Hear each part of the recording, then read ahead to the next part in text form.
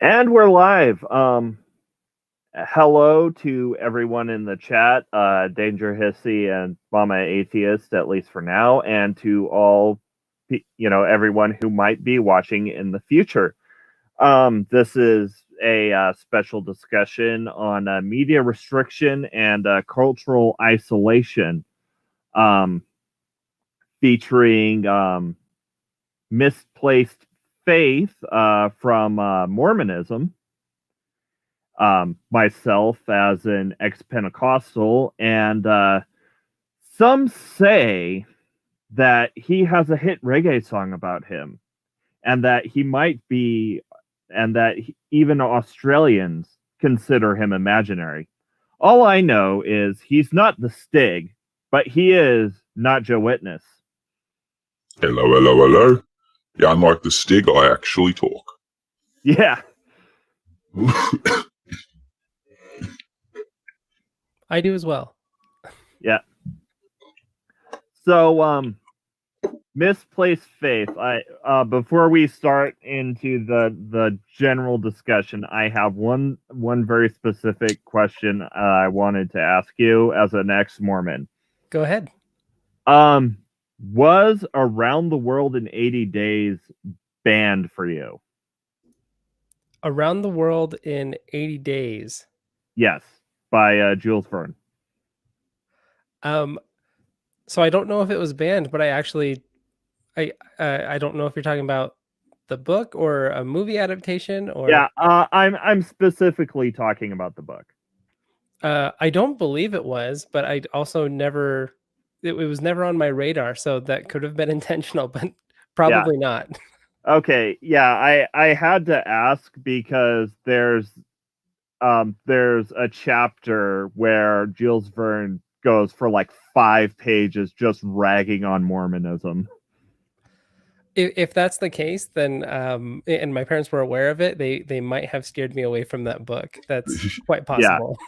But yeah, it's very much like a comedic travelogue, and so when Phileas Fogg gets to Utah, there's like 5 straight pages of Mormon jokes. And I love my Mormon jokes. Even before I left the church, I loved my Mormon jokes. So, but Yeah. that's a personal thing. Some are more offended by it, some not so much. And of course, we're talking like 19th century Mormon jokes, so a lot of it's about the polygamy. Of course. Yeah.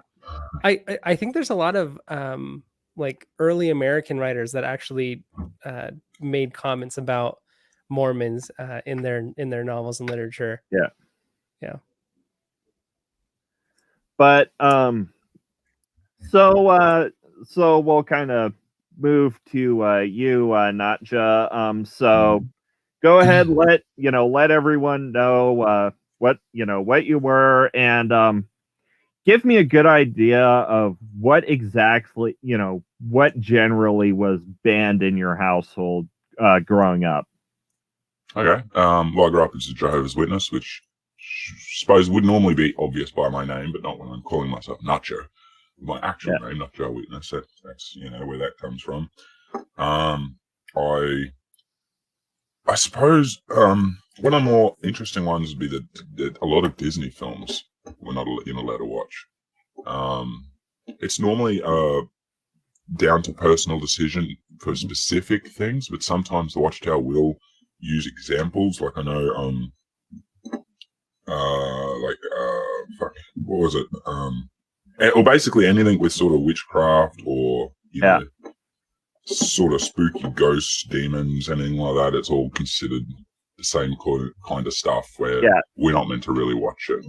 Yeah, so I go for anything like video games, anything with violence, can't touch it. So you'd say with as kind of a rule of thumb, supernatural elements was probably the most banned subject, or the most one of the most, the most common. It'd be inviting, Satan into your world, sort of shit. Yeah, that's how you get the demons. That's it. Yeah. And so we'll go ahead and move to you, Faith. what kind of stuff was banned in your household, um, and reasons why, etc. Yeah, I think it's interesting that Notjah says that they couldn't see Disney films because that's like a staple growing up as a Mormon, um, and that has a lot to do with like there's not a whole lot that is specifically banned, but it's more of the kinds of content. So Mormons they try to avoid like films that have violence, films that have drug and alcohol use, and Yeah, in particular, like sexual themes and things like that. That's actually a huge no. But so like the church itself, there's a I don't it's not necessarily like a dogmatic kind of commandment thing, but um it's pretty culturally accepted that Mormons don't watch R-rated films. yeah, I mean, about 50% of Mormons, actually, in a study that was done at Brigham Young University, about 50% of yeah, Mormons said that they just would not view an R-rated movie, period, regardless of the reason that it received that rating. yeah, The Game of Thrones comment by Angie Dell. Hi, yeah. Angie. My daughter, when she's 8 years old, she's been watching Game of Thrones. So, That was from Manda or Mama oops. Atheist.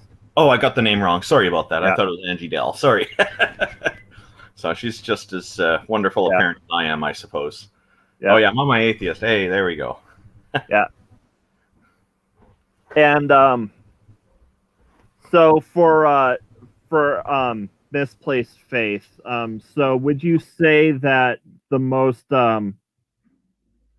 commonly restricted type of content would be like essentially for ratings reasons? Your violence and sexual content essentially, and less so on the supernatural or witchcraft side. Yeah, I'd have to agree with that for sure. The like Pokemon or like Magic the Gathering and things like that, those aren't really viewed in a negative light. It's more that I guess there's just a different standard for what would be acceptable and kind of like Yeah. appropriate content. I think one of the ones that sort of stands out as a differentiating one that I think of anyway is Jumanji. Because a lot of people, that's what's wrong with Jumanji. But yeah, that was definitely taboo. Yeah. Oh yeah. Don't relate with that. That yeah. It's too close to a Ouija board. Yeah. For me, growing up, I don't think Jumanji was actually strictly banned, but I think it was in a gray area. But yeah, growing up, I was it was very much largely close to close to Notjah, where it was mostly witchcraft and supernatural elements. I will say that I haven't really seen any R-rated movies. I didn't really see any R-rated movies growing up, but that was more of a circumstance and birth order rather than an actual hard and fast rule. Because by the time I was old enough to see R-rated movies, my younger siblings were old enough to where we couldn't just, set them down for a nap to,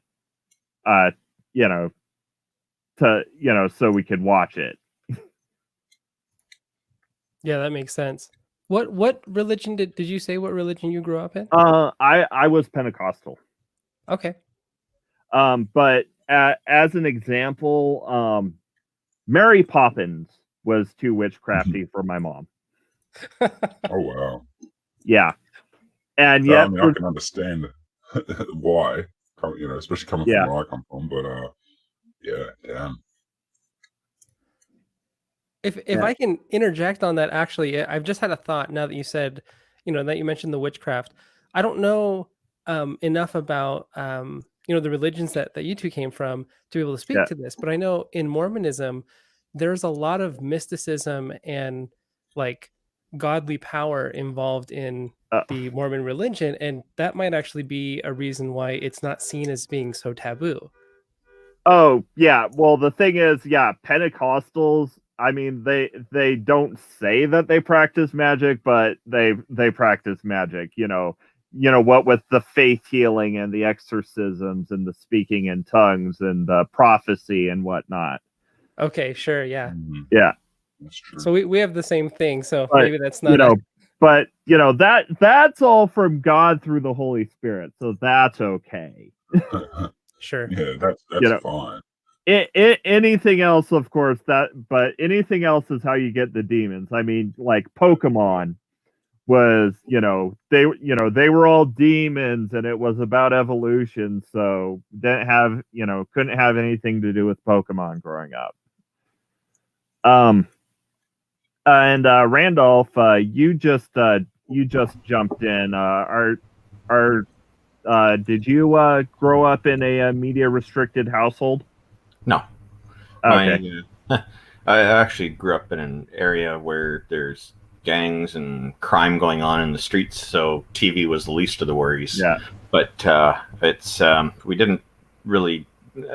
We watched Sesame Street and programs like that, and Mary Poppins was there. My parents aren't. My mom's kind of a little bit Gnostic, but my dad's a skeptic. So we grew up without any religion. It was just pretty straightforward.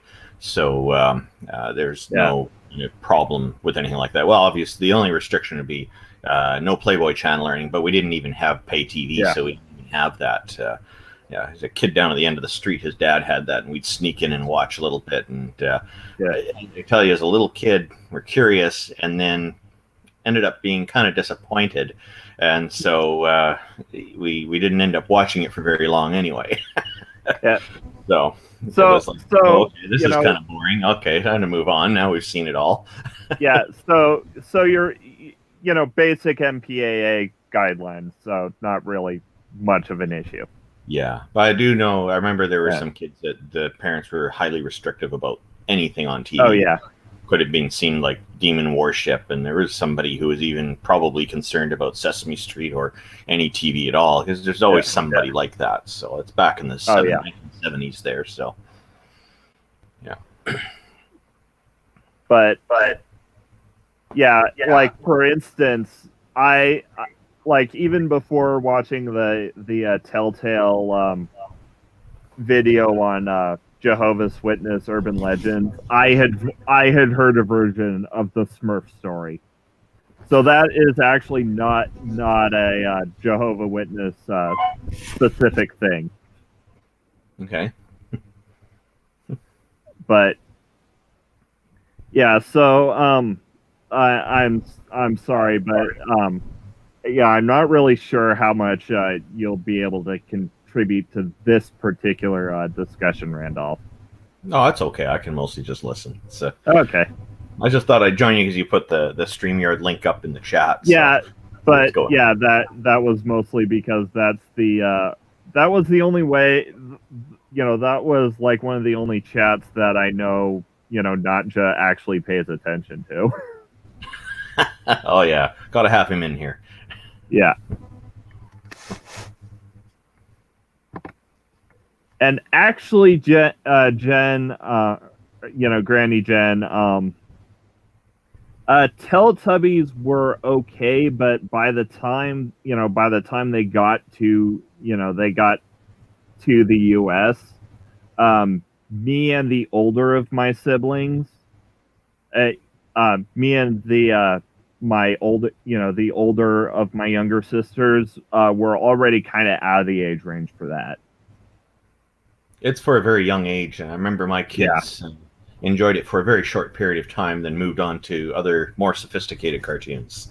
Yeah, it was useful as a parent to be able to have something to keep them entertained from time to time. Yeah. Times when you got to get their meals ready and their clothing washed and other stuff, and you just need them to be able to have something to do. They're a bit too young to help with those things at that point. So yeah. for instance, even like nature documentaries were generally okay, unless they were explicitly about evolution. Like, Oh wow. yeah, the rule of thumb was if evolution was occasionally mentioned, it was fine. I just had to tune it out. But if it was like about human evolution, or if it was explicitly about how something evolved, I wouldn't be allowed to watch that particular episode. Like, there's an episode of Kratz Creatures, for you 90s people who remember the time before Zaboomafoo, where they're in this park, and they're like essentially walking down the phylogenetic tree of life represented in this park. And that was explicitly about evolution, so I could not watch that episode if it came on. I'm guessing Carl Sagan's Cosmos would have been a real controversy too. I don't think it was on the air by the time I was born. I was born in 91, and I think Cosmos aired in the 80s. Yes, yeah. So yeah, it would be rare find. It'd be borrowing from the library kind of thing. It's a shame all that thought control there. The fact that there's so much emphasis on controlling what people think shows you how insecure they truly are about their own faith, the way I see it. Oh yeah, I mean it's the demonic paradox, where any little thing you can do will let the demons into your life, and they can wreak all kinds of havoc. But I mean, if you shout Bible verses at them, they'll go away. Yeah, you heard about ringing the devil's doorbell and seeing the responses online that they're going to ring it a lot. They want to meet the devil. But it's always good for a laugh. Yeah. So, Notjah, are there any examples of something that you were allowed to watch, but now that you think about it, like if your rules were consistent, you shouldn't have been allowed to watch?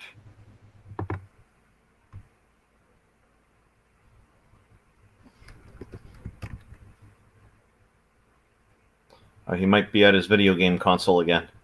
You might have to make a loud noise.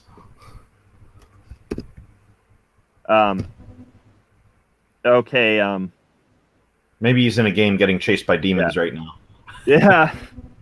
I'll until he comes back, I'll move to Misplaced Faith. Though it's probably, I mean, same question, but probably not. Oh, okay. Yeah, I don't know what happened. I had to restart my filter. Okay. Is there anything that you were allowed to watch that, now that you think about it, you technically shouldn't have? Like under the rules? Well, it not as easy to just come up with something like a great example off the top of my head, but I mean, even something simple like The Lion King, because it would fall under a lot of the same, things. Oh, yeah. Like the imagery in that, even in, like, you think of the song Be Prepared, where all the hyenas are marching, is very Nazi imagery. Even that in itself would be enough normally to be like, yeah, you don't watch that movie. Or but it was The Lion King. Yeah, or the ghost dad in the sky. Yep, Ghost Dad in the Sky. Yeah. No, there's a lot of things like that. Yeah. For me, my why the hell was I allowed to watch this movie? It has to be Aladdin. Actually, that's another one. I was allowed to watch Aladdin, which didn't make much sense. Yeah. It's a great movie, though. I mean, cartoon, yeah. And I my best guess is because my mom was a fan of Robin Williams. Which is surprising. If somebody's somebody who's particularly religious, you wouldn't imagine that if they knew Robin Williams's career well, you might not necessarily be a big fan, It's like when people see like, oh, Eddie Murphy and Dr. Dolittle or something, you know, back in the day. It's like, oh, it's such a great actor and like this family-friendly stuff. Eddie Murphy's fine for the kids. Yeah, have you watched any of his early stuff? Like, Raw. I don't think he is. Even he looks back at some of that and goes, oh, God, what was I saying? Yeah. I suspect Robin Williams probably added a lot to the writing in the Aladdin cartoon. Oh yeah, a lot of his humor. A lot of that was his improv. Yeah. Oh yeah. He's just and he got screwed for that movie. Oh yeah. His main deal for signing on was he didn't want to be sold as a character. You know, he didn't want the genie being just a marketing ploy, and that was the deal that he signed on to that movie. Well, yeah, and then they just went, fuck you, we don't care. Yeah, he was trying to do serious movies at that time because he was chasing an Oscar. Yeah, and he deserved some good recognition for proper acting, not just being thrown into a stereotypically funny role. He's good at it, but it's not all he could do. Yeah. A bit like Jim Carrey. He gets thrown into those roles, and it's like, well, he can actually act, though, too. He's not too bad. Yeah. Jim Carrey got into some woo, though, didn't he? Oh, he certainly has. Yeah. Which is a bit disappointing. But... And so for, and this goes to both Misplaced Faith and Notjah. Now that you're grown up and see that, and all the 90s nostalgia stuff is coming out, do you feel first question, did you feel isolated growing up because you weren't experiencing the same media that your peers were experiencing? I'm going to say yes, but there's probably more important things that were going on for me to, like, I was more worried about the social outcasting rather than what I could watch or not, because, one of them was like, okay, I can't watch all this entertainment or whatever. Okay, I've got other entertainment, sure. But when you're growing up in that sort of group, and especially where I grew up and how I grew up, there was no, mate. There was no one that would be like, I'll be your friend anyway. No, didn't work that way. Yeah. So that was the biggest gripe for me. And so I think that because that was such a more important thing, I didn't care so much. It was annoying that I couldn't watch, whatever movie, but I couldn't watch R-rated movies either, and that was just life,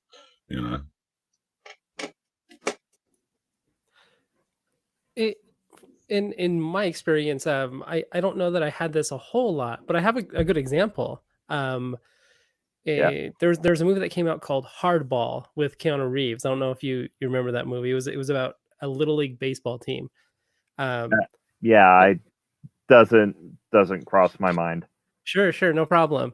But at the time, I was a little league baseball player. That movie was PG-13, and it had some mature themes, like the Keanu Reeves played a guy that had some alcohol issues and a gambling problem.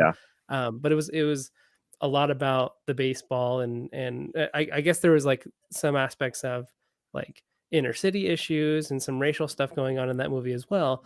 And I remember all of my friends would make jokes about that movie, but I was never allowed to see that movie because it had some questionable things. And in particular, it wasn't really about those mature themes. It was more about I remember my mom telling me it was because the kids swore in the movie, and she didn't want me watching a movie where I see like my peers or people that are similar to me engaging in bad behavior.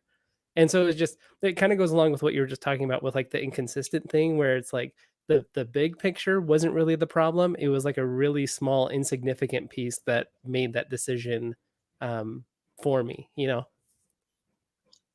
just thought of another movie that slipped by. It's probably a better example would be Fern Gully. Oh, one of yeah. my favorite movies to watch as a kid, but that has some seriously messed up like themes to it. Yeah. I mean, the imagery is pretty messed up. There's like a lot of those Disney movies that have those kind of evil spirit characters are always, like it's that spirit in the tree or whatever. I'm surprised. I think Fern Gully was WB, if I recall correctly.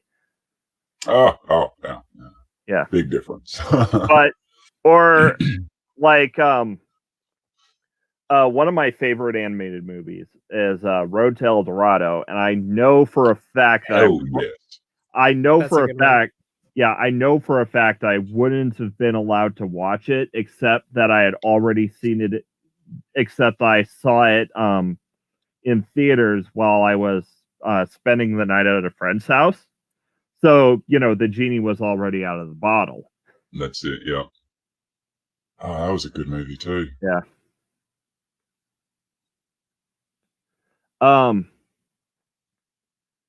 So, but like, for instance, the kind of I was already kind of isolated as a kid because I was that socially awkward kid.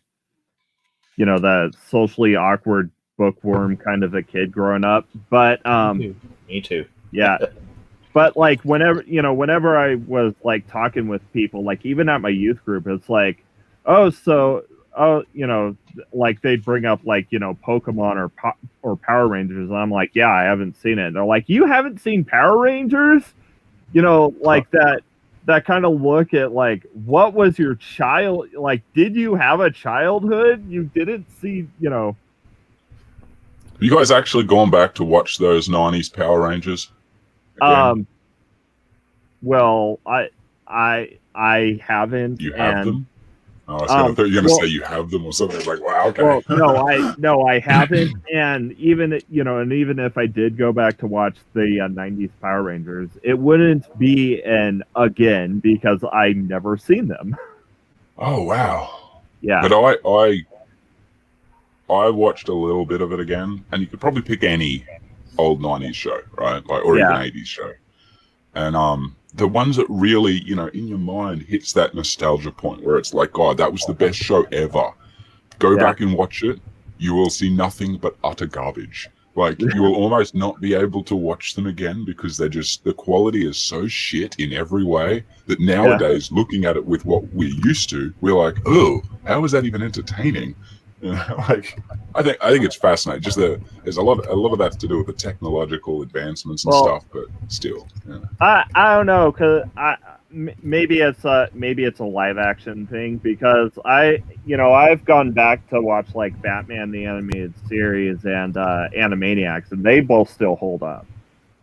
Oh yeah, your cartoons will be all right. And a lot of the times, the good thing about them is that it's just a style of animation that isn't really being used as much nowadays. So, I mean, like, the animation looks a bit different, but it's not, quality-wise, it's not going to be that much depreciated. Like, but yeah, live action, definitely. More live action stuff.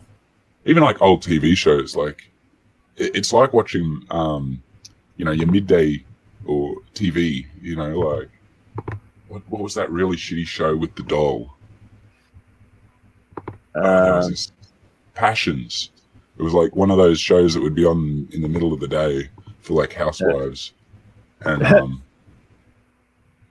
not true for everything that show. I don't know. Most of them. I mean, Power Rangers, for example. God, that is a terribly done show. Yeah, but it was awesome. Go Power Rangers! But so. I think that was it. Yeah. So as a kind of follow-up question, do you get kind of like a second wave of the with all the reboots coming out where it's like everybody's getting nostalgic over something and you're like, yeah, I have no emotional attachment to this whatsoever?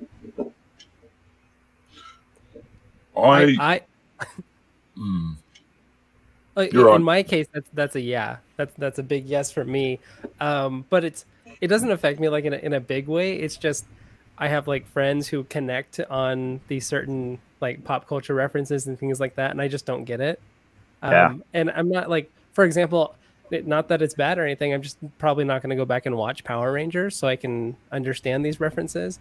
there might be a movie here or there, or like a song or something that I might go and check out, but I'm just not going to get a lot of that stuff. But it's not, like I said, it's not a huge deal. So what I've noticed, to me, it looks like I don't have a strong connection either, but I remember what, say, the Transformers were like back in the 80s, the cartoons, and me and my friends would laugh about stuff. We enjoyed the show, but we also would laugh about things like when the robots are picking up something heavy, they grunt because it's hard work. It just didn't make sense. They've got hydraulics, don't they? But so we'd laugh about this stuff, but it was good. But then I watched the movies, and I feel like they've changed the characters so much, it almost looks like an act of vandalism in certain ways. Yeah. It's like almost like a whole different movie all of a sudden. Like, didn't they, like, when I look at that, I'm thinking, didn't they watch the original cartoons and see what it's about? Or what's the matter here? It's again, Hollywood being lacking accuracy, as they always do. They're so good at it. Yeah. And also lacking creativity. Yeah. Yeah. But anyways, that's an old news for Hollywood. Yeah. Anyways, you were gonna say something, Notjah? What was the question again? It might jog my memory. Like, growing up with, well, now that you've grown up and you see, and all these reboots are coming out, do you kind of get a second sense of isolation because everybody's getting nostalgic over this reboot, but you're like, yeah, I have no emotional connection to this at all? Yeah, definitely. I'd say for me the biggest one, I mentioned Pokemon in passing just before, but that would be when Pokemon Go came out, and it was the biggest craze. Everyone was into it. Yeah. We weren't into any of that sort of stuff. Even anime. I got friends, so many friends into anime or manga, and they tell me about this, that, and the other, and I'm like, all of that's gone over my head. Like, I have no clue. I have no connection to any of it. It's meaningless, But that's like same as Dragon Ball Z or any of those sort of shows that were really big when I was a kid. I just was never my thing. I never got in. Harry Potter, Lord of the Rings, all of that. No. Oh wow, Lord of the Rings! Care. Wow. I have no interest in it whatsoever. Yeah. Doctor Who, isn't it Doctor Who? The guy that flies in a telephone box or something? Yeah. That's Doctor Who. Timey-wimey guy. My little brother and mum love that. Yeah. It's really ironic. I'm finding a lot of J-dubs really enjoy Doctor Who, and they really enjoy Harry Potter. But I just never got into that for some reason. I didn't either. Even amongst J-dubs, I'm a bit awkward. Yeah. Well, like my example, I didn't really get into Pokemon Go when it came out. Or like when the Detective Pikachu movie was coming out, I was like, everyone was getting all excited about it. And I'm like, I'll go see it because it's got Ryan Reynolds in it. That was the only thing that almost made me watch it, but I could not bring myself. I just could not bring myself to watch it. Well, and even then, I'd probably rather watch Green Lantern. Yeah. Well, the thing is, it's like, even then, it wasn't, I'm going to see this in theaters because Ryan Reynolds is in it. It's like, okay, someday I might stream it if, just because Ryan Reynolds is in it. You got to get that 100% completion rate on all of his movies, so you got to watch. I met him when he was a kid. He was a real nice guy. I remember you mentioning that, actually, Randolph. Yeah, it's good to know that. Sorry? He said he wanted you to game with him or something, wasn't it? Yeah, he was playing video games as my brother visiting his brother, and then he was there, and I was looking at the game he was playing on the screen, and we were just there for a few minutes. And he said, "Hey, do you want to play?" And he was going to offer me the game controller to play. I said, "No. It's okay, you play." And he was a bit younger than me. He's a bit younger than me, but he was very, very pleasant, very, very polite kid, and that's what I remember him. And then I told my older daughter, about that a few years ago because she's actually become a fan of his, and there's a lot of kids have, and a lot of teenagers have, and she said, "Ryan Reynolds offered to play video game with you, and you said no." I said, he wasn't famous then. He was or, just a kid. How long off of what is it? Van Wilder would have been one of his early-ish. Or no, it was before Van Wilder. Yeah. I'm thinking one of the ones that sort of got him into a bit of fame. I know Van Wilder got him a bit of fame. How many years off of that you reckon it would have been? Because he was still in his 20s, I think, if I recall. You're not sure? No idea. Yeah, I don't know who that is. Sorry. Yeah. No, it was one of his movies.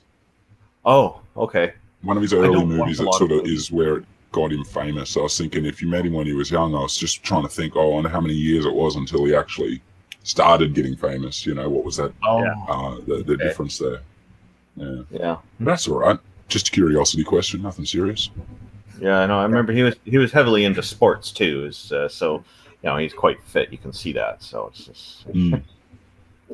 But yeah, I think there's some people who've met a lot of famous people, and they're just people too. It's not a big deal, I think. But I guess if I was to meet somebody famous today, like say it was somebody like Christopher Hitchens, I'd be wow, I'd feel delighted, of course. So, yeah. Can't do that now. We've talked a lot about like film and television. But one of the medias that was big for me was music when I was a kid. There were a lot of bands that I wasn't allowed to listen to. One of them was Linkin Park, a band that I really wanted to listen to, and that was not allowed in my house. But one that's actually kind of funny because it relates to the last question you asked, where it's like, do I have the nostalgia of like not relating with people on media as it becomes like, as it has a bit of a revival? Panic at the Disco's I Write Sins, Not Tragedies was a song that was like totally banned from my house because they have like two lines that emphasize like bad words, or just like words that my parents didn't want me to listen to. And so because of that, I wasn't allowed to listen to Panic at the Disco at all. And so now whenever I hear that song, I Write Sins, Not Tragedies, with like friends or other people that really like them, I like go so much harder for that song, like, singing along with it and just like rocking out to it because of like all of that, just like the feeling I had when I was a kid when I wasn't allowed to listen to it, and now I can. You know what I mean? Yeah. And Even Mark's a good one, actually. I got a story about that. And IQ, you have a wrench. You can mod. You can chill. You can chill away. Hey, IQ. I remember kind of forcing my way into Linkin Park because it had been only a couple of years or a bit, very soon after I'd sort of walked away from the actual church itself.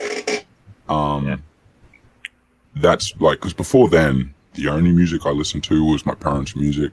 I got a good taste of music. My dad has never been religious, so his taste of music is very eclectic, but it's also very old school, Elvis, Bowie, Johnny Cash, that sort of rock and country roll, if you mix it all. Whereas my mum's type of music is much more tame. Her crazy music is like ABBA, basically. That's her getting loose. But otherwise it's all just religious music. It's fine, that's what she wants, but that's what I had to grow up on. So I didn't have any rock and roll really other than Elvis, which is great to grow up on Elvis, nothing wrong with that. But I basically, Linkin Park, when they dropped Hybrid Theory, it was one of the first albums I saw, and I was just like, I need this album. One of my friends showed me the video clip to One Step Closer.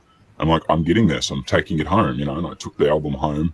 And the reason I could play it was because I was like, look, I can play every single one of these songs. I know they sound loud and stuff, but there isn't even a single swear word in it. And every single song is about trying to get through a hardship.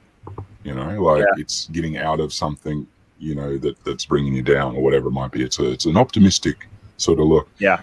And that was how I got Linkin Park into the house. And now they basically, they're pretty okay with all of, their earlier songs.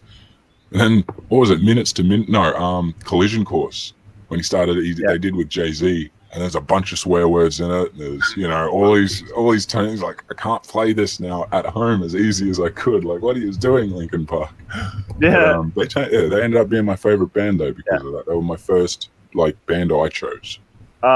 Like I started, you know, I heard I heard a couple of you know, I heard a couple of clips from Boulevard of Broken Dreams, you know, by Green Day on an ad for a radio station, you know, because we got TV ads for a local radio station.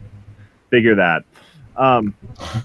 So I started listening to the radio station, and because it was a modern radio station, it had all the modern, you know, pop songs and, you know, so, and I actually got in trouble for listening to that.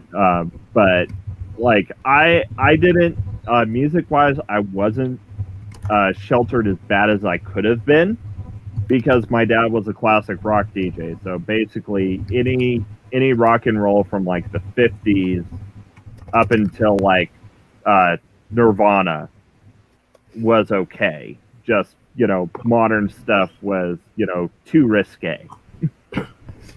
Yeah, we got pretty much that through my dad. He wasn't no DJ, just likes his music up until about the 80s. You know, Nirvana would be a bit too new for him, and, you know, I brought that in on him. But yeah, like everything up until Nirvana, and then like and then Christian music. Yeah. Hey, am I mistaken that Pentecostals are actually very musically inclined? Like that music is a big part of worship? Oh yeah, very much. In fact, in church we like it. Well, specifically in youth group, we'd get the occasional sermon about not listening to the wrong, you know, about avoiding the wrong kind of music, or else you know, you might invite demons into you. And I was like, that, you know, this is bullshit, because I've listened to like harder Christian rock. I've listened to Metallica. I'm, you know. That's fair. I'm now a little bit curious. Do the religions that you came from, do they produce a lot of their own media, like videos or music? JWs do. Yeah. Oh yeah. The Pentecostals, not specifically, but there is a lot of like evangelical Christian media out there, particularly produced by, you know, Focus on the Family. You know, you got your Adventures in Odyssey. You know, you've got your Bible Man, you've got your Veggie Tales. You know, that was my bread and butter growing up. Okay. You know, especially since my grandpa owned a Christian bookstore, so. Oh yeah. Yeah. That's cool. So when it comes to Jehovah's Witnesses, Notjah, I've seen like the animated videos with those children that Telltale covers a lot. Yeah, but Sophia and Caleb. Or Caleb and Sophia. And Caleb.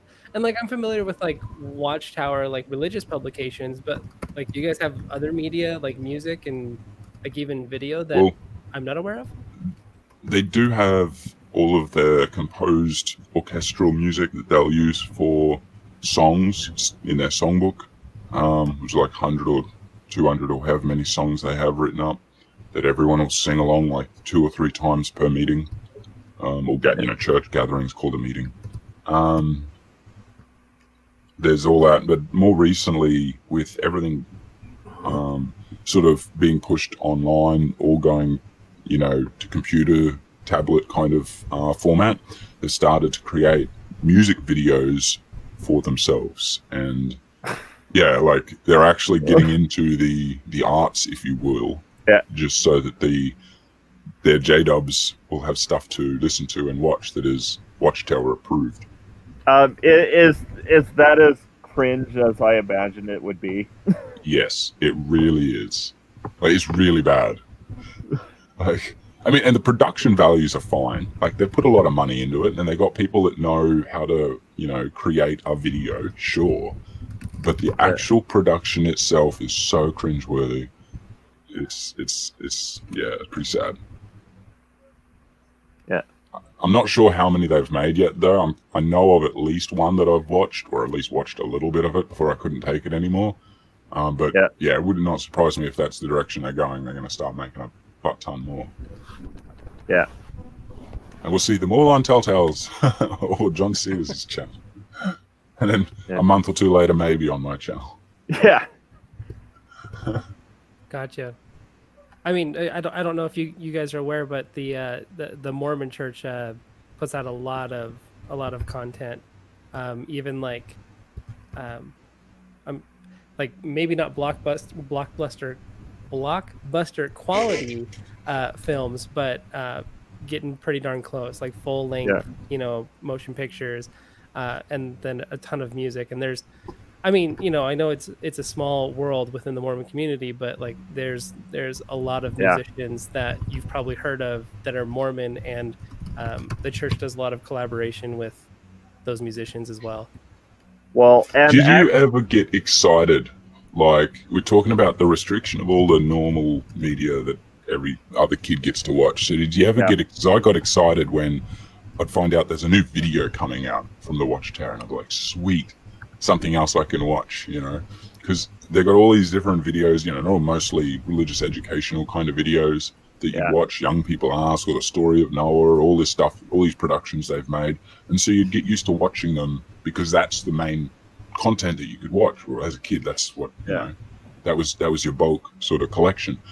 And so you get excited every time you'd find out that announce, oh, we have a new, video about blah, blah, blah. And you wouldn't care what it's about. You're just like, it's a different type of content. Oh my God. They're not going to I'm not sitting there and listening. And this kind of ties in slightly to one of my biggest regrets in regards to my movie going, life. But I passed up on seeing Iron Man when it came out in theaters. Instead, I went and saw Prince Caspian. Good choice. Yeah. Yeah.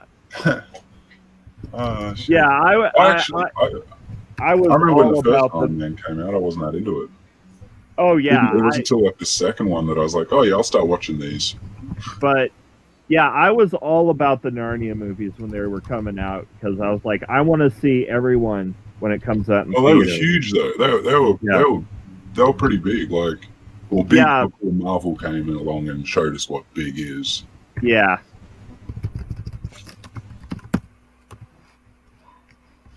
Thank you, IQ. Yep. But whenever there was like a new VeggieTales movie or usually that, or a new movie from Big Idea, because as we were getting on into the 2000s, Focus on the Family stopped pumping out as much video content as they did in the 90s. I'm curious, are any of these religions started buying YouTube channels yet? Like, I'm not talking about those ones where like you'd have really strongly Christian-based channels, like the guy and the girl that are always cringeworthy.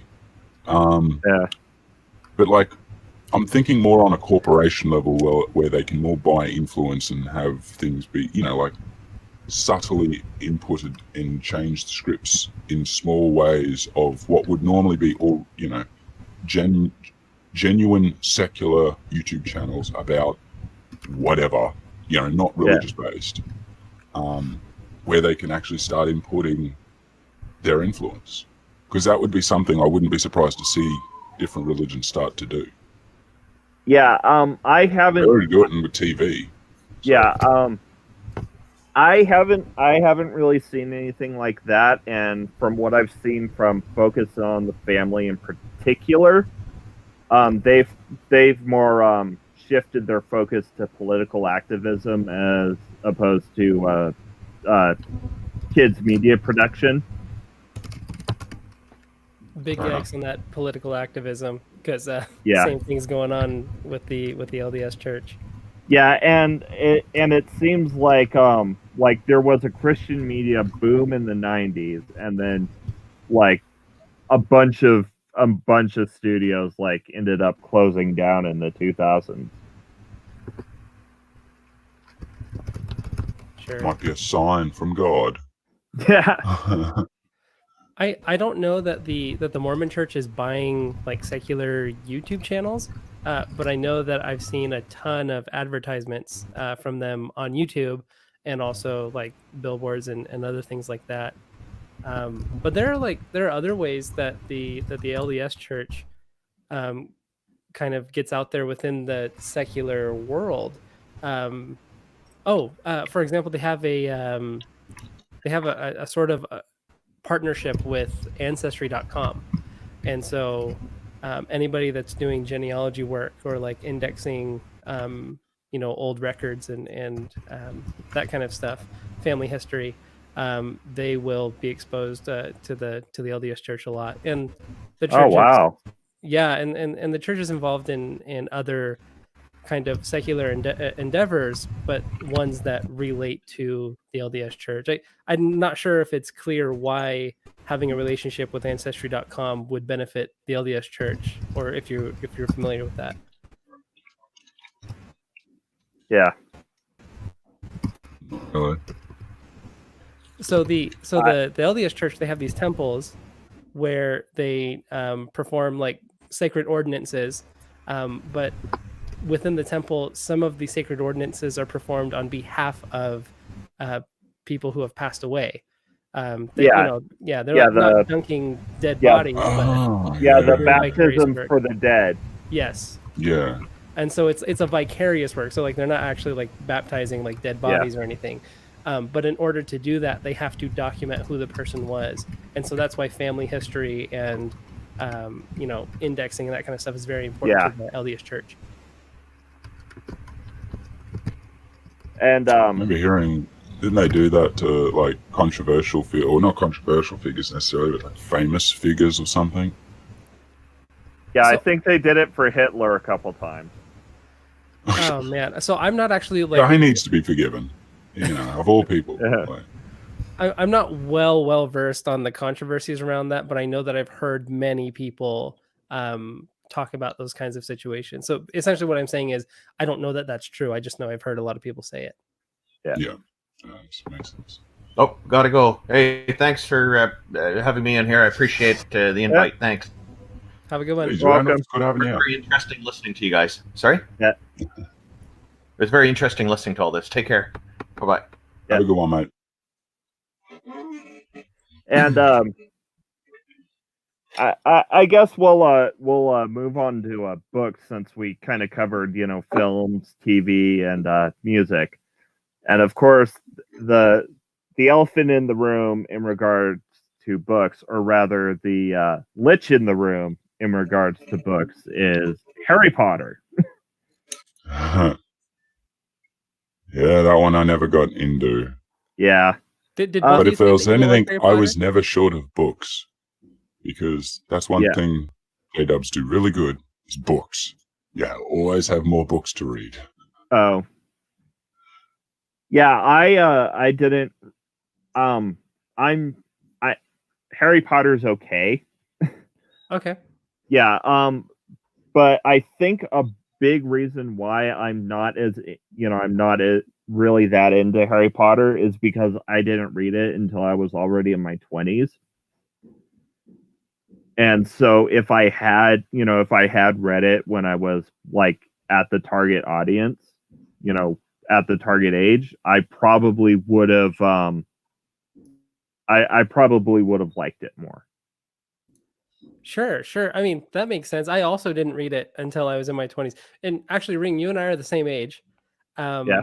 But I didn't read Harry Potter until I was 25, and I actually liked it a ton. Yeah. And well, and like I said, my grandpa owned a Christian bookstore, so I had plenty of Christian books Of to course. read. Yeah, of course. Like there's this one modern paranormal series called Forbidden Doors, and it's literally like how all these things will make demons possess you. Oh goodness! Did you say that was a novel series? Yeah, it's a young adult horror, Christian novel series. Oh my gosh! Called Forbidden Doors, and it's literally like there's like one about the Ouija board, there's one about tarot cards, and it's like all this stuff is like it and it's like it's literature to scare you away from these things. Yeah. Well, yeah, and it's always it's pretty much always demons, and the kids that are the protagonists always beat the demons by shouting Bible verses at them. Ooh. Like the only book where it wasn't demons was the book about vampires, and they went with the Scooby-Doo ending. Oh no.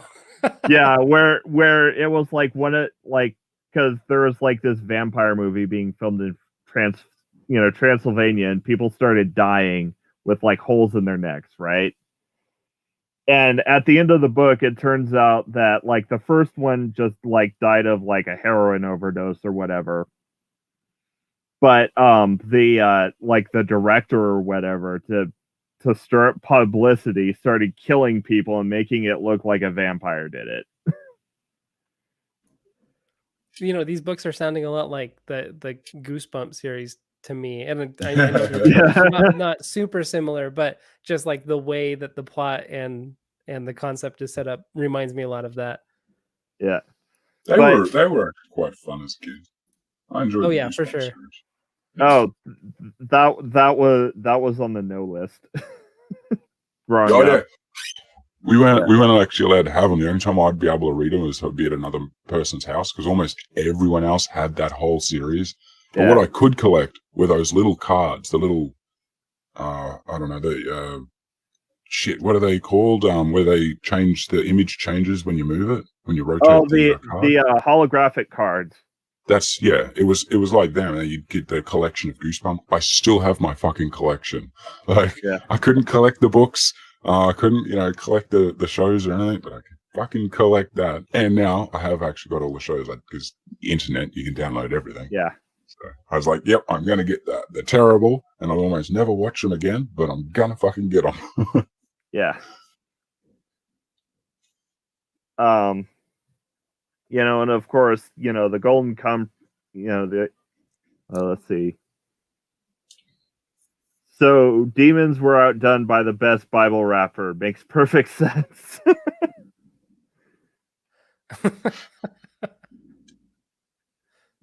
But yeah, or another example of some of cultural isolation is me and my wife did our honeymoon in London, and as part of it, we went to the Harry Potter studio tour. Right? She's a huge Potterhead, and she was having the time of her life, even though it was the second time she was there. Right? Me, I mostly enjoyed it for seeing the the special effects, how the special effects were done, and watching her enjoy herself, if that makes sense. Sure. Yeah.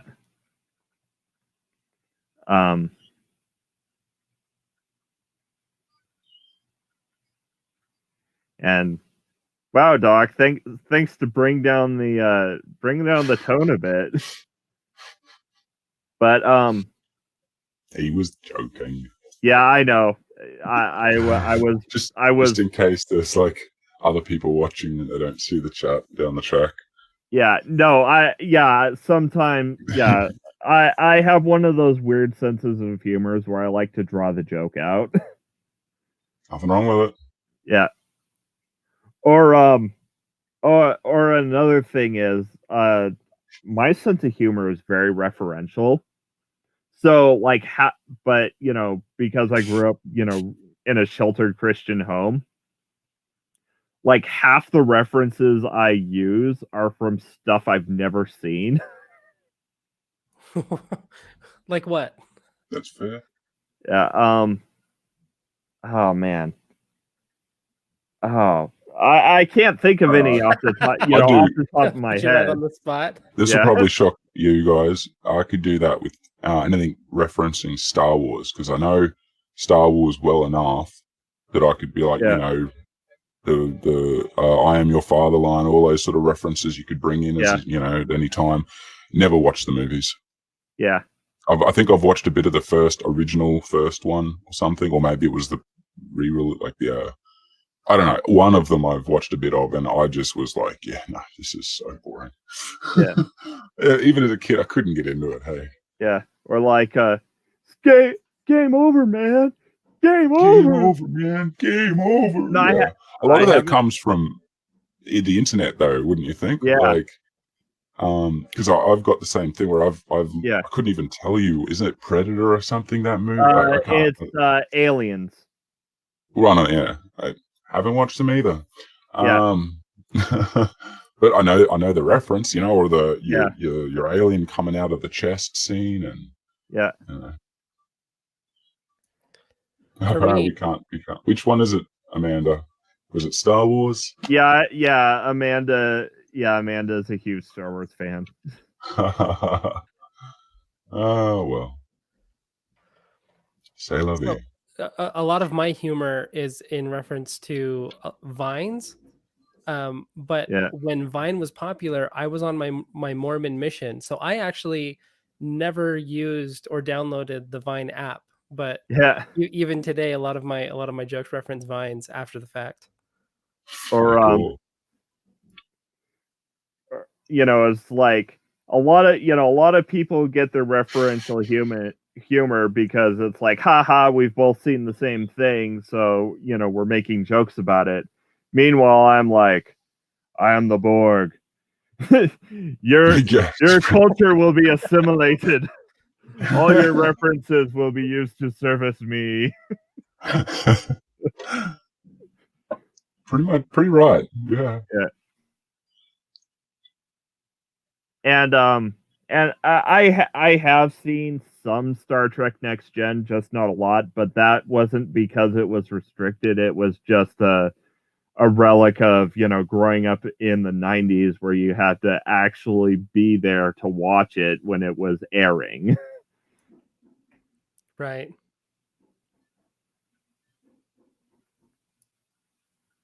Yeah.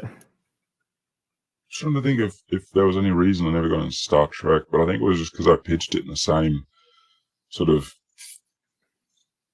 category as Star Wars as a kid, and I was just like, I didn't like Star Wars, and I don't like Star Trek. Yeah. But there's some things to Star Trek that I can definitely appreciate. And I probably would recognize even more. Like, I wouldn't be able to name the characters, but I could recognize more of the characters. Probably from Star Trek, even though I still haven't watched it. Yeah. Quick question, Notjah. Was Narnia okay with you growing up, with your family growing up? There were objections when we had to read the book, like the original in school, because it was one of those allotted readings. Yeah. But I still had to read it, even though there were objections to it. But then when, it became more popular, the movies and all that, it was like, we're just staying away. Not going there. But it's not a directed thing. Like, you don't get a list of, you can't watch these movies from the Watchtower. That's, Yeah, you didn't really get so much, just general, like, avoid witchcraft, avoid, Well, Well, it's more indoctrinated into you that way, where you're taught to avoid all these very specific things. Anytime you recognize those, you have to take that action and stop watching, or you have to realize that's going to be in the movie, or that might be in the movie, so you don't watch it, kind of thing. Yeah, and the reason why I asked about Narnia specifically is because there are families that believe that Narnia is bad because it's all witchcrafty, even though it is the most it is the most what's the word? It starts with an A. It's not analogy, it's allegory. It's the most Christian allegory this side of Pilgrim's Progress. Well, in that respect as well, I would have been not allowed to watch any of the publications from your churches. Any of the sort of stuff that you got. Anything that wasn't. Oh yeah. Or if it was a generalized Christian theme, that's not going to be appropriate for us. Oh yeah. Okay, I was actually just about to ask that, because that's C.S. Lewis, right? Yeah, C.S. Lewis for Narnia. So C.S. Lewis would be like not an approved author for Jehovah's Witnesses to read. Again, they wouldn't have who's an approved author or not, sort of thing. That wouldn't be the way to go. To go book by book, so to speak. Like, what are the themes? What are they talking about? I mean, if a particular author is like, for whatever reason, notoriously known for something evil, then it'd probably be like, we'd avoid that one. But probably like maybe Stephen King would be an author that was just blanket avoided. Probably. I mean, and the thing with those ones, it would be so assumed you would never mention them. Yeah. It would just be you wouldn't even consider that. As a good JW. Yeah. Was Narnia not acceptable in the Pentecostal church? Oh no, it was, it was kind of a family by family thing. Like there were like one or two families that were even more strict than ours growing up, and I was like, really, Narnia? You're banning Narnia, even though it's like the Bible for furries. No. Oh wait, no. I saw a video that did Noah's Ark. It was an actual like furries version of Noah's Ark. I don't know if you've seen that. Oh wow, no. Oh, I saw a review of it. But it's like the lion is literally Jesus. Right. In fact, actually, one of my pet theories is the reason J.R.R. Tolkien despised allegories is because he was friends with C.S. Lewis. But I kind of bring that up because like one of the ways that we knew it was okay, a piece of media was okay, is if we can get a biblical message from it. That's interesting. Yeah. So it kind of taught at least me growing up is like to figure out a way to twist any kind of media into extracting a biblical biblical themes from it. I actually did a bit of that. I don't think I did it consciously, but I definitely did that. I remember doing that with like, what's the song? Evolution by Korn.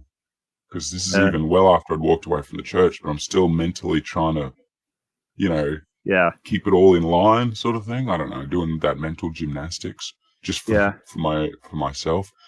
And that one, I don't know. Yeah, I kept trying to convince myself that it was a pro-Christian message because there was one member of the group that was a Christian. Yeah, it's very, very silly of me. Yeah. That's something that I experience as well as a Mormon, maybe even possibly like a confirmation bias kind of thing, where I'm just looking for the consistencies from anything with my belief system. Yeah. Yeah. Well, like for as an example, I did it with Pirates of the Caribbean: Curse of the Black Pearl. How did you do that? So, yeah. Okay. So, it's all about original sin and salvation. Jesus. Okay. Okay. So, I want to hear this. okay, so the cursed pirates represent humanity in a state of living death. Fair enough. Right? Fair assumption. And Yeah. and Orlando Bloom's character, William Turner, is the Jesus figure. Of course. So, and of course, Okay, I see it now. Yeah. Yeah, that's starting to come together. Yeah, so to break the curse of their sin, they have to put their trust in William Turner, the Jesus figure, and lay down their riches. The problem with this is it's one of the oldest basic storyline arches ever. Yeah. Like well before Hollywood, and Hollywood has just always used that as a storyboard arch. So you could pretty much do that to almost any movie. Yeah. I mean, some are more vagrant about it, like Constantine, for example. You got Keanu Reeves is basically, as always, the Jesus figure. The Matrix, he's the Jesus figure. Speed, he's the Jesus figure. Yeah. In John Wick. I mean, okay, that was a lot of Keanu. Yeah, he's the Jesus figure. Yeah. Sort of. Wait, is that right? I don't know if that one. In John Wick, he's the Jesus figure, but this is Revelations Jesus, and he's come back. Yeah, Revelations Jesus. Exactly. He's coming to kick ass, take names and kick ass. That's actually funny how you, with the Pirates of the Caribbean thing, how you said that the cursed pirates are the ones that are being saved, because that was never Will Turner's intention. Yeah, it was never about saving the pirates. In fact, the pirates were the bad guys. Yeah. No, if anything, he was in it for sort of selfish reasons. It was for other people, but it was for himself as well. It wasn't for the pirates. Yeah. Well, I guess that checks out. I'm sorry. Yeah. It's true. Yeah. It just took me a second to click. Damn it! Now I want to watch Pirates. Good on you. Well, I mean, the first one's great. Oh yeah, I don't mind the first couple aren't too bad. Yeah, the first couple are pretty good, and then it kind of just the third goes a bit weird. Yeah, the third goes a bit weird, and then I didn't bother watching the other two. Yeah, I think I watched the fourth, and it's like you can watch it, like it's a movie, but you're not going to get the same feeling you got when you watched the first. Yeah.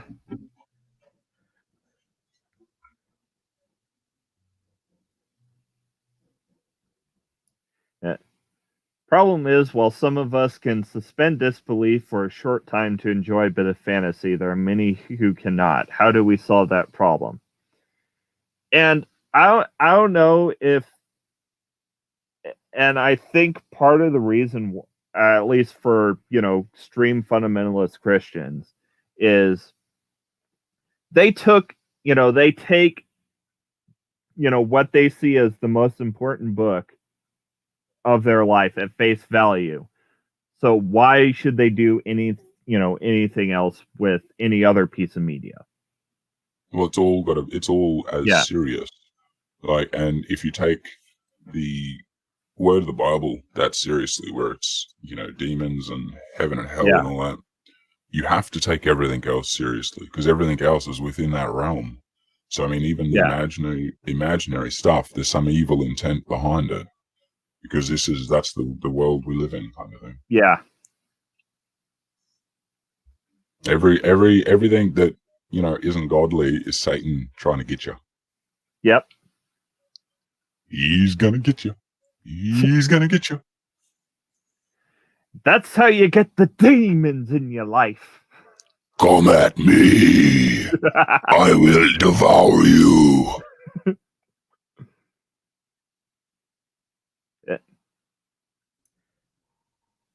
And thank you. I have no idea how that's going to sound with my filter. It sounded interesting. It sounded like heavy metal. Yeah. Yay! I like Yeah. that. I'll roll with that. Yeah. And thank you, Donna. And I'm tired of watching movies and thinking that's not how physics works. But that's how Marvel made their money. Yeah. Breaking physics. Yeah. So, in regards to, being ruined, like having movies ruined by real life experience, like most military movies, I'm like, that's bullshit. That's bullshit. That's bullshit. Mm-hmm. Yeah. That'll happen with like anything you've got extensive experience in. You can easily then see through the movies where they're like, look, we have to take shortcuts, or simplify for simpler audiences that don't need the reality, the complex reality of it. Yeah, but the one exception when it comes to military stuff is comedies. Military comedies are usually like right on. Fair. Which ones are you thinking about? Because the only military good comedy that comes to mind for me is In the Army Now with Pauly Shore. Which I actually haven't seen. I'm talking. Well, for instance, the TV show MASH. MASH was great. Yeah. And it's a Clint Eastwood movie, Kelly's Heroes. Probably the best military movie I've seen. I haven't seen that one.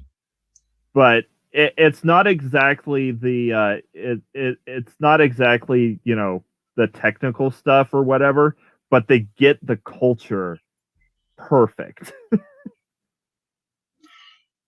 trying to remember the name of this movie, and it's a bit of a cop out, I'll admit. Yeah. But in my opinion, it was the best military comedy. It's probably more of a comedy than anything military. But fuck me, I can't remember the name of the movie. You'll all know it. It was that Damon Wayans movie. It was like the one that got, he was massively famous because of it. He's almost stuck to that role. Like, it's one of those characters that he almost got pigeonholed in. Fuck, I can't remember it. Yeah, I think it was about in the 90s. And it's not really, he's like, he's a military commander dude or whatever, and he's now ordered to look after a bunch of, ragtag teenagers and whip them all, or not even teenagers, they're kids, and whip them all into shape. I've never seen this movie, but I totally know the meme that you're talking about. Yeah. With the sergeant yelling at like one of like the fatter kids, right? Yeah. Oh, it's so many. It's classic. It's killing me that I can't remember the name of this movie. I should just look up Damon Wayans, actually. Yeah. IMDb, save me.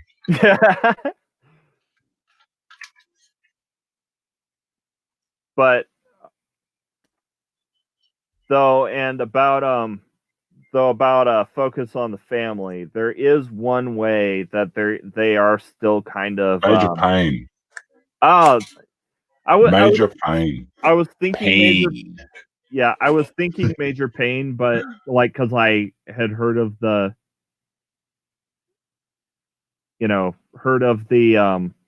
I heard of the title. I haven't actually seen it, so I didn't want to. Oh, it's definitely worth a watch. I mean, I'd hope it still is. I haven't watched it in years, but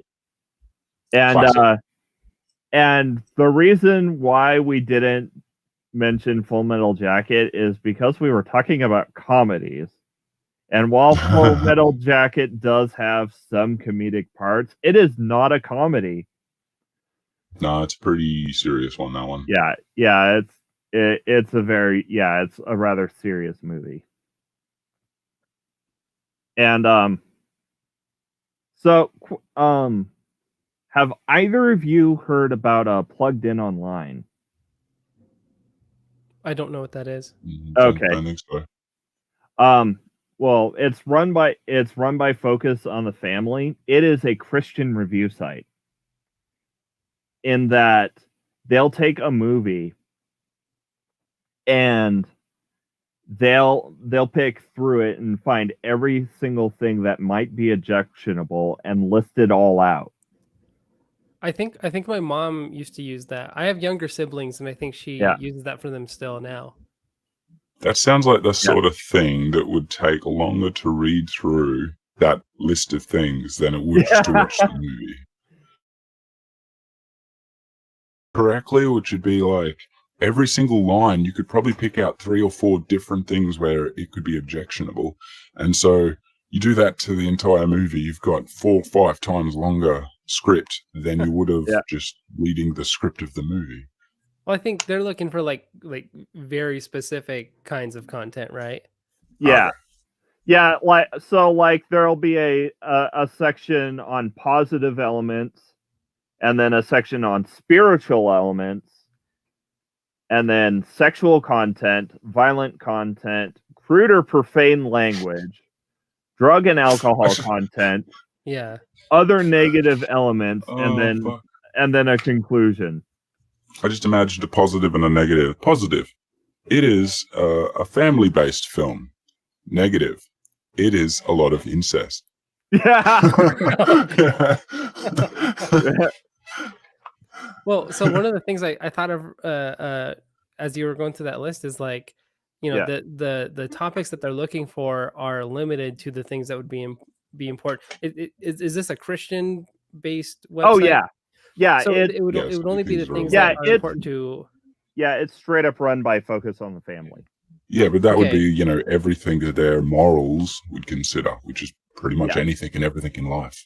Right. So like going off of what Notjah was talking about is like if there's a scene that has like racist implications, and this is me speaking from my personal experience, what I've seen, but that probably wouldn't ring a bell for anybody that was providing a critique on this film.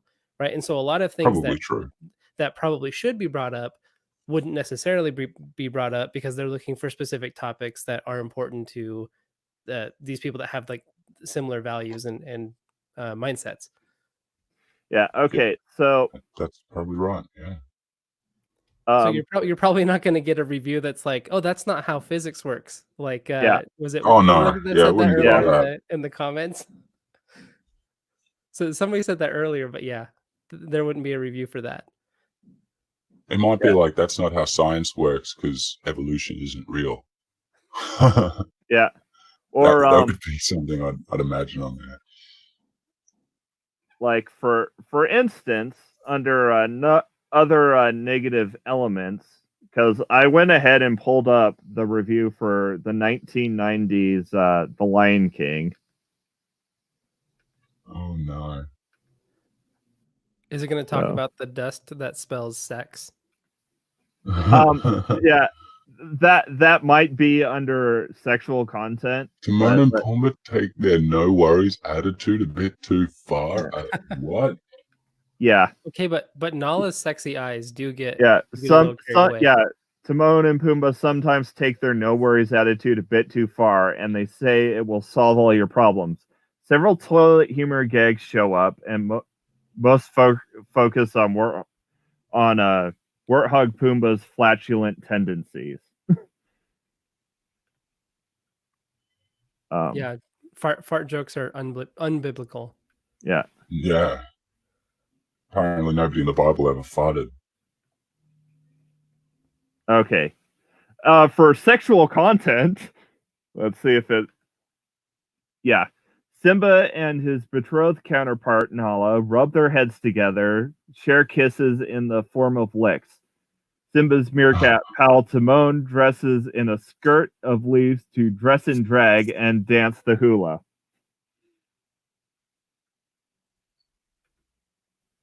Yeah. Yeah, that's the kind of list we're talking about. Disney's really putting out some racy content, man. I can't believe it. Well, that's actually kind of goes into a lot of that sort of ideas. That's what goes into your thinking as a J-Dub as well. You know, all those little things that you like, oh, maybe I should skip this one. Yeah. And of course there's under drugs there's listed none. But if a character smokes in a scene, it will be listed under drug content. Mm. Yeah. wasn't there a scene where they run through like? Oh no. I think that was just a love scene. It's okay. Yeah. Yeah. So regarding like the smoking thing, you're talking about like cigarettes or something like that, right? Yeah. You know, to be fair, like at least that's consistent. Yeah. I think it's a little pedantic maybe, but like, you want to avoid like marketing, tobacco to children. So I think that Yeah. checks out.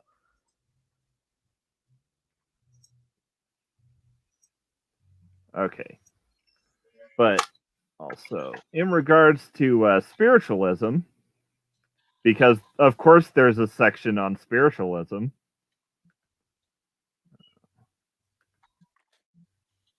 Or spiritual elements, rather. So, there are a number of Christian parallels in The Lion King, from repeated references to the goodness of. So, once again, teaching parents to try and find the Christian parallels.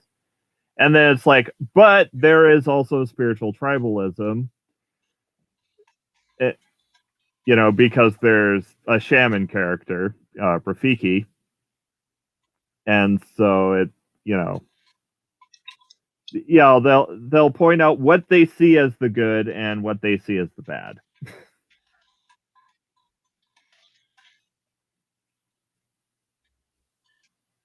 At least they point out a few good things. I mean, that's somewhat fair. Yeah. But I don't know, now that I'm kind of out, now that I'm out of the religion, it's like this is a checklist of how to restrict your kids' access to media. Essentially, is the way I see it now. Well, that's it. I mean, they've been doing that sort of thing though for a while. Yeah.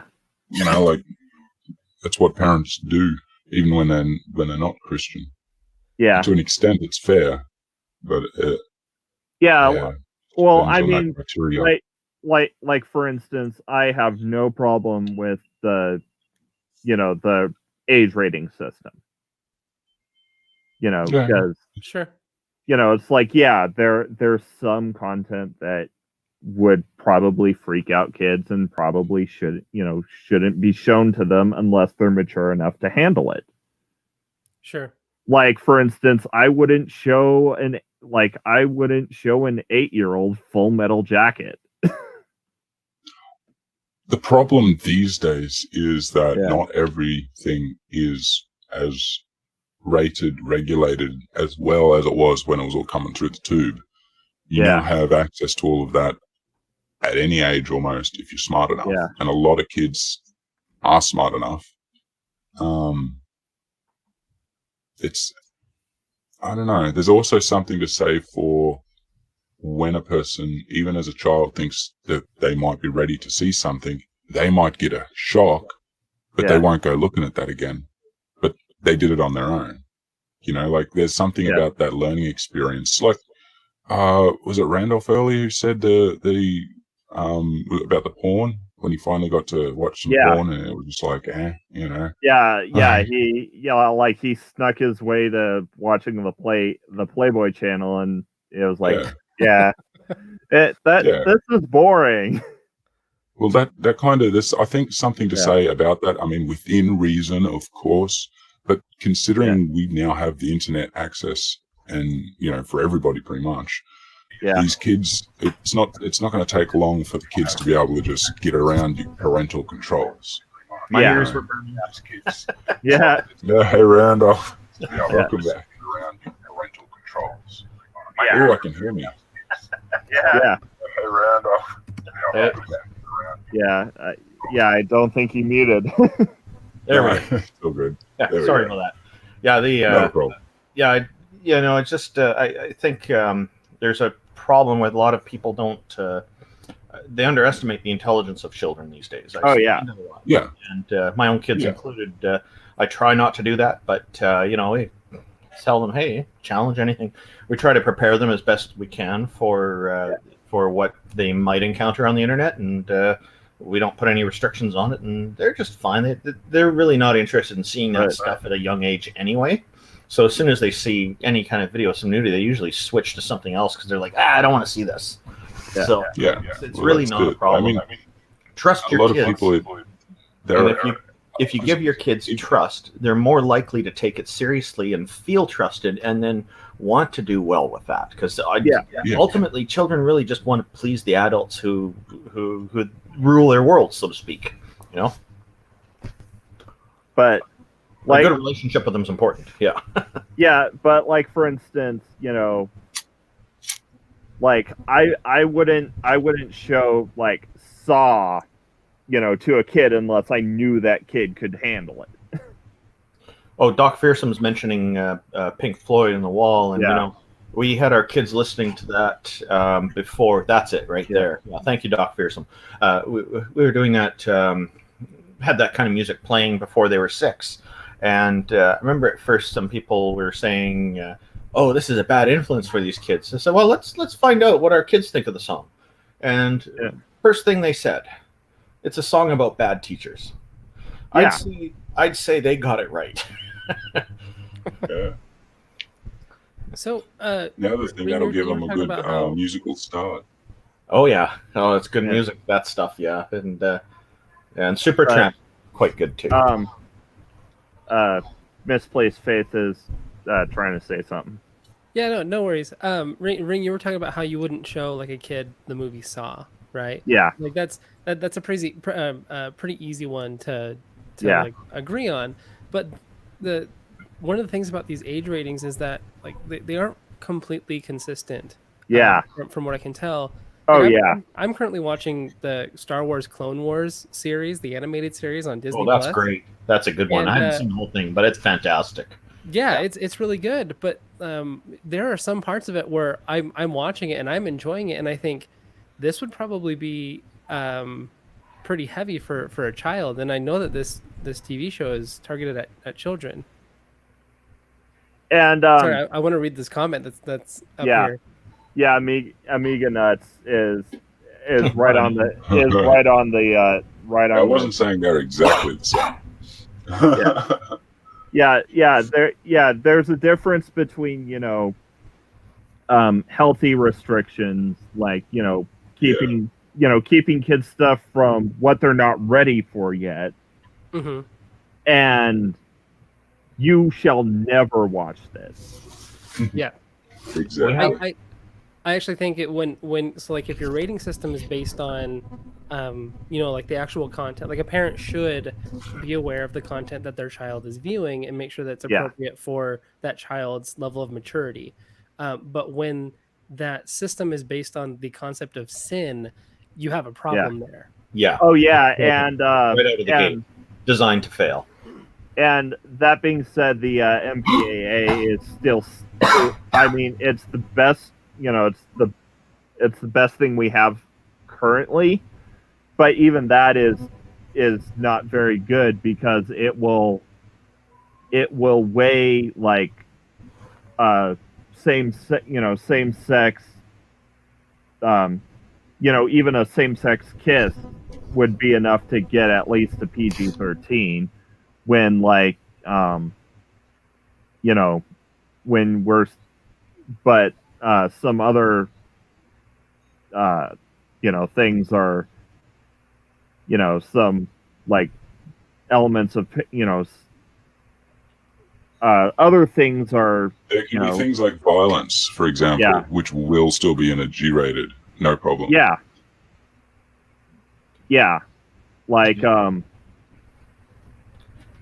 for instance Willie, I know this is a bad example because maybe PG.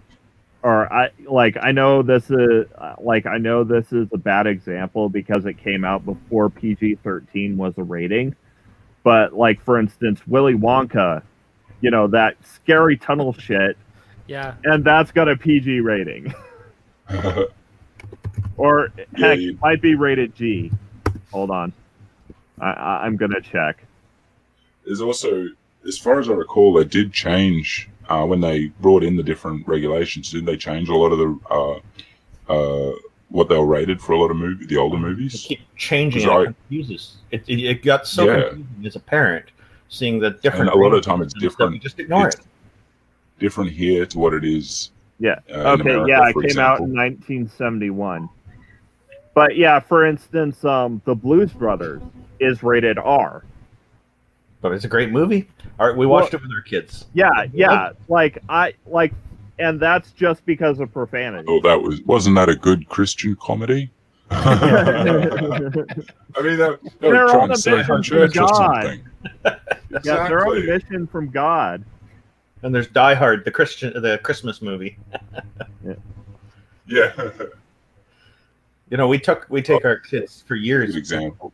Couldn't watch any Christmas movies. And the only time I could was if we're extended families and they're not J-Dubs, and that, I'd watch them there if they were watching them. But I wasn't meant to watch. No Arnold Schwarzenegger getting that goddamn toy for me. Yeah. We have for years been bringing our children to the Pride Parade. Originally, it was called the Gay Parade, I think.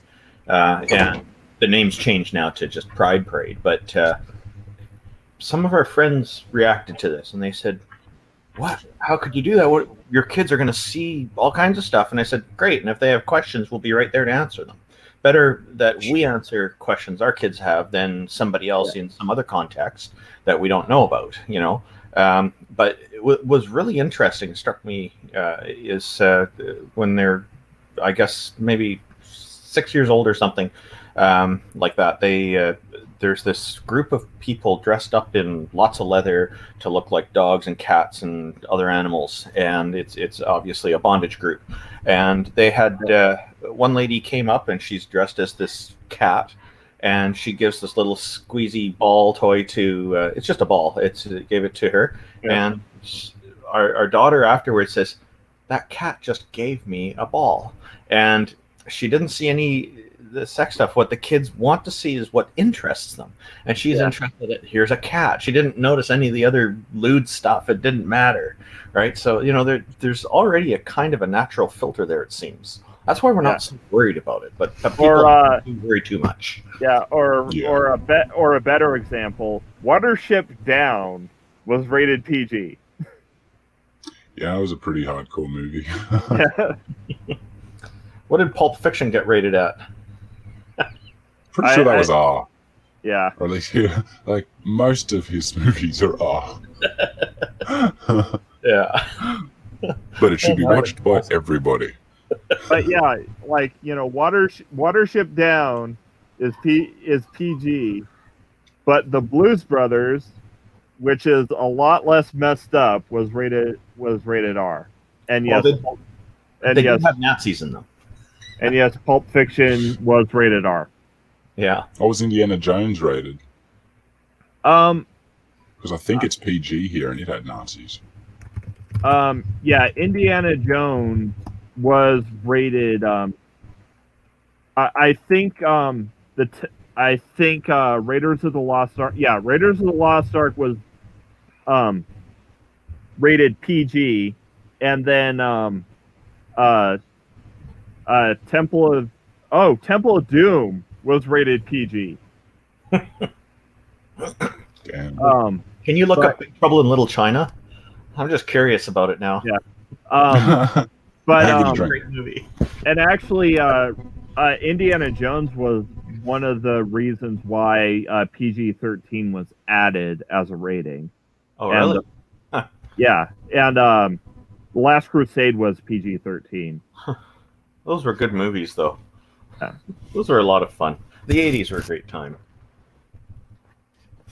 New technology that was really showing where movies' special effects could start to go, and just came along very nicely. Anybody remember a TV show called Sledgehammer? No? No, I never heard of it. Yeah, he's a cop. Big Trouble in Little China is PG-13. Okay. That kind of makes sense, I guess. Yeah. So, question. Do do you think that this kind of media restriction, where you're like extreme media restriction to where you're culturally isolating children, do you think that causes harm? Oh yeah, Yeah. yeah, because it interferes with the normal social development, and then it makes it more difficult for people to cope and make friendships when they're older, because they haven't had a really honest chance to do it when they're younger. That's what I think. You know, you're kind of sabotaging them for life when you do that. Yeah, that's my view. You nail on the head, Randolph. You hit the nail on the head. And what do you think, Faith? So I hesitate to respond because although, you know, I experienced a little bit of media isolation, it wasn't to any extreme sense, right? And so that's my hesitation there. From what I understand, from what I've seen from, in particular, people I know who are Jehovah's Witnesses, but I don't want to speak over Notjah, of course, is that more extreme cases definitely have an effect on somebody's ability to participate in society.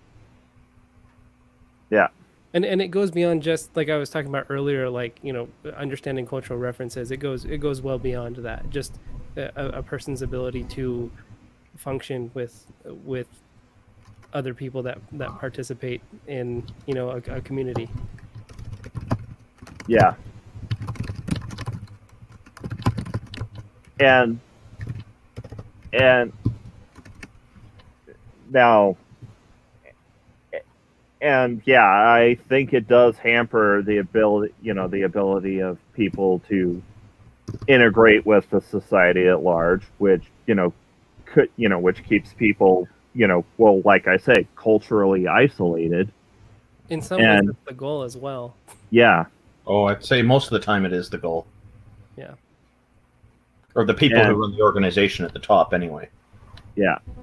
They want to keep people isolated so that they will become more dependent on the religious institution that they run. It's part of the business model, which is very easily summarized with more bums on seats. Yeah. It's, yeah, because, like, the one thing going for, religion these days is that it's a community. And when you cut off the cultural ties to the wider community at large, it makes your what ties you have to the insular community that much stronger. Here in Canada, we're seeing a gradual increase. Seems to be a little bit more faster on the rise, but lately. But for more interest in atheism here, in not believing in deities and not being part of religion. And I think, like with Canadian atheists, we're trying to make sure things kind of get to. We can try to facilitate this if we can. It's what we're kind of looking at, how we do this in the future. And Neil's helpful in this, and we've got some ideas for some different things that we want to do in the public with this. But as far as community goes, sure, people always say there's a sense of community with the religions, but from what I see, I'm not really convinced that it's really a sincere community, because as soon as you become a nonconformist, you're exiled. And if you're if you go to a dance club, or say a ballroom dancing club, and there's a bit of a community there. There always is. Anything group like this, or a martial arts club or something. What you're doing, you don't have to believe all kinds of different crazy ideas. You're just there, and as long as you're participating, it doesn't matter what kind of person you are. Aside from that, people are just there to get together for that one purpose. It doesn't end up permeating their whole lives, where religion seems to be like this giant elephant in the room that takes over and crushes you. You have to make this part of your whole life. You have to bring your family and friends into it, and it becomes more destructive. And I think that people are kind of getting tired of it, and people want to kind of be free from that, is the sense that I'm getting. There's more and more of this kind of interest, and atheism's a great answer to that, because you're not required to conform to anything. And let's go ahead and go for final comments. Faith. Call that mine. That's fine. Yeah. I guess the kind of overarching thought that I might have at the end of this discussion is, when you're young and you don't have a whole lot of autonomy over the decisions that you make, when you're dependent on your parents or whoever's raising you and that kind of thing, you don't have much of a choice. But as you get a little bit more of that freedom, hopefully you have the opportunity to challenge maybe some of the things that you've been told, and allow yourself to explore within your comfort zone. Just because you have the opportunity to watch an R-rated movie now because you no longer live at home, I'm not saying that you have to, if you're uncomfortable with it, but just like take the opportunity to challenge it and try something new. I think everybody can gain something from getting a little bit outside of their comfort zone. And Notjah?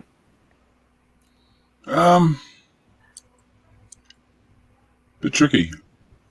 It's one of those things where you don't want to come across telling parents what to do and stuff, but you do have to be careful how you bring up your kids, because with everything, of course, but even just this what seems the simple things like what media you are able to consume, or it can make a big difference.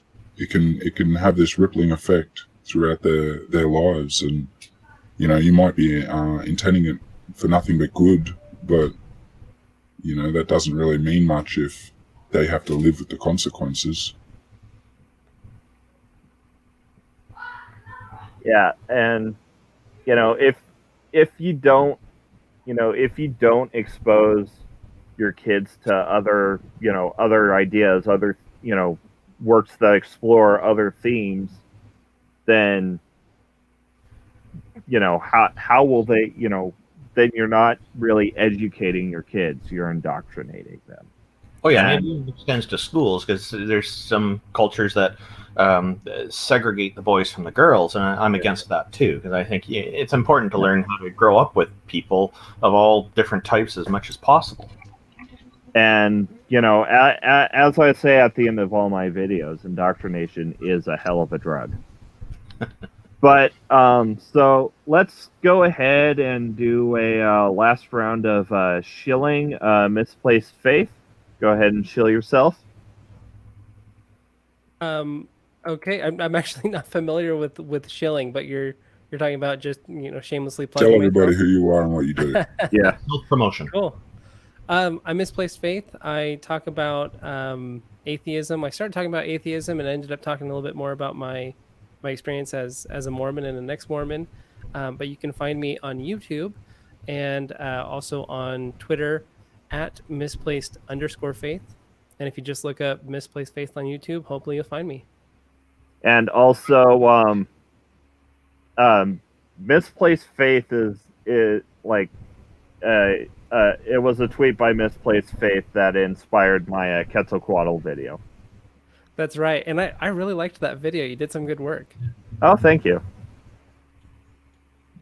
And well, anyway, it was a pleasure to be here with everybody. By the way, it was really nice to meet you, Randolph, and you, Notjah, and likewise to have this conversation with everybody. Absolutely.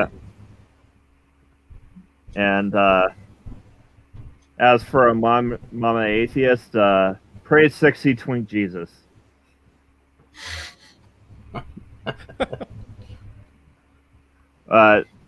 So guess Notjah's going to plug his stuff next. Yep. So. All right. I'm Notjah Witness. I do Notjah Witnessy things. I don't do as many of them nowadays as I used to, but I'm getting back in there. If I don't know, if you want to find me, it's pretty much everything at Notjah Witness except Facebook. Facebook's at Notjah Witness YT for YouTube, because Facebook shut down my original one and won't let me access it anymore. Yeah, come check me out, subscribe, follow, do all the cool things. Yeah, and links are in the description below. I'm Randolph Richardson. I'm the founding president of the Canadian Atheists. You can find our website at www.canadianatheists.ca or .com. And you can also find me on Twitter at my Twitter handle is Randolph828. That's Randolph spelled with an F. Thank you very much for having me on your program. I found this very interesting, and it was a pleasure to meet you, Misplaced Faith. Yeah. And so, that'll be the program for today. Thank you all for dropping in. To everyone in the chat, thank you all for watching. And as I said before, remember, indoctrination is a hell of a drug. Bye, everyone. Weed's better.